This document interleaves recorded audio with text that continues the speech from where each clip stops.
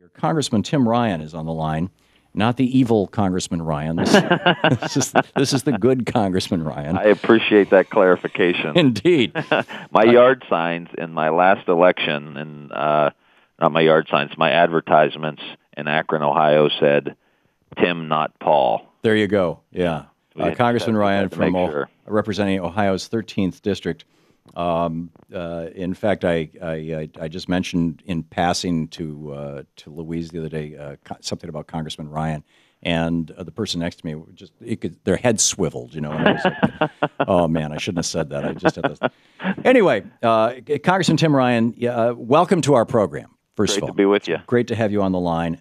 You're one of the good guys. You are a co-chair of the House Manufacturing Caucus. Tell us about this.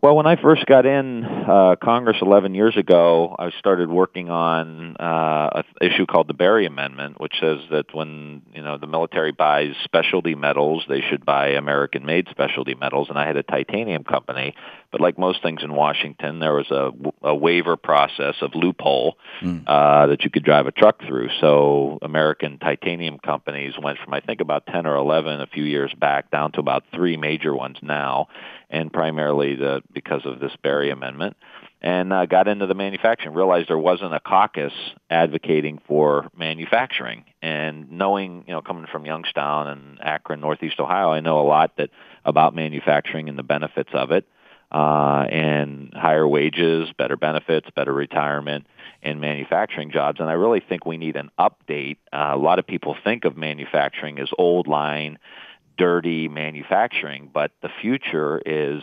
high-tech, 3D printing, additive manufacturing, where you need some skills. And I think if we're going to really have prosperity and give everybody opportunity, I think we need to have a national manufacturing strategy. And so the caucus is an opportunity to bring some light to it.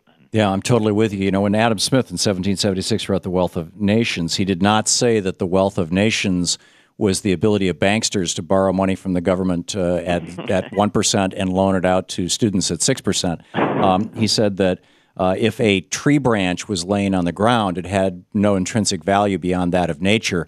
But if human labor was applied to it and it was turned into an axe handle, whittled into an axe handle, it became part of the wealth of the nation for several generations. Right. In other words, manufacturing is how nations become wealthy. In 1935, if my memory serves me right, Franklin Roosevelt passed the Buy American Act, which stipulated that all federal purchases had to be from American sources unless there were no American sources available. And I believe that it was during the Reagan administration that it just became routine to provide waivers for these things, even though this law is still on the books. Have you looked into any possibility of just reinforcing that and bringing that back, or is it going to take new legislation? I mean, what are you guys doing to try to help? At the very least, I mean, government spending is 20% of our GDP. It could be a huge influence on American manufacturing. Yeah, it's I think an opportunity. We did it to a certain extent in the American Recovery Act to try to make sure that the transportation and infrastructure component was, a lot of that would be made in America. Mm-hmm. But as you said, there are always waivers, and one of the problems that you hear down here, there's a revolving door between members, staff, and lobbyists, and so people are always trying to position themselves well for the marketplace after they leave the government work, and so those people tend to the establishment tend to support the status quo. So it's really difficult. But I think there's another approach here, too. I mean, obviously the economy is a lot different than it was in 1935. The investments in research and development and the public-private partnerships, when you see the number of patents that are generated from a factory floor, because there's always constant innovation. And I think one of the things we can do, and we even have some companies moving some manufacturing back, is because they want to be next to the intellectual firepower that's helping make the product better. And whether it's with community colleges or research institutions, you want to have everybody next to each other. Why it's so important for us to fund research and development, the National Science Foundation, or in healthcare with the NIH, and make these investments, Department of Energy. So we're coming up with the next best thing, and our institutions are driving this, and I think that helps keep things here in America. And, you look at Facebook, for example. So Goldman Sachs said Facebook was valued at about $50 billion, just about the same as Boeing.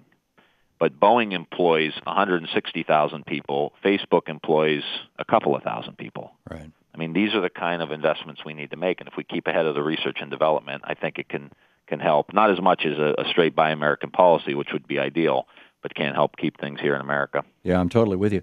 We're talking with Congressman Tim Ryan, the representative from the 13th District of Ohio, and a colleague. You're in the House, he's in the Senate, of a regular friend of our show and guest on this show, Sherrod Brown. You just had this Manufacturing 101 kickoff event. We just have a minute left before the hour's out, sir. Tell us about it. Yeah, well, we were highlighting next generation manufacturing. So the administration put together a National Additive Manufacturing Institute.